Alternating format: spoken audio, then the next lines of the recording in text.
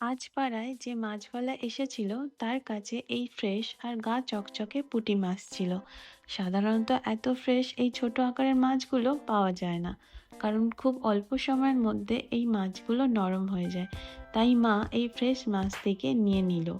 এই মাছের 40 টাকা। তো মা এখানে 250 মাছ নিয়ে নিয়েছে।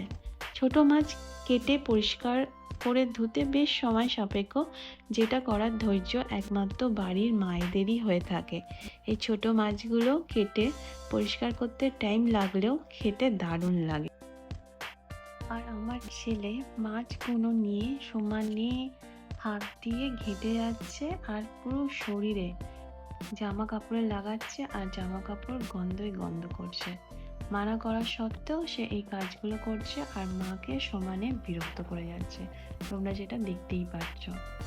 তো মাছগুলো কেটে পরিষ্কার করে ধুয়ে আর নুন হলুদ মাখিয়ে নেওয়া হচ্ছে। এবার কিছুক্ষণ রেখে এটাকে ভেজে তরকারি করে নেব।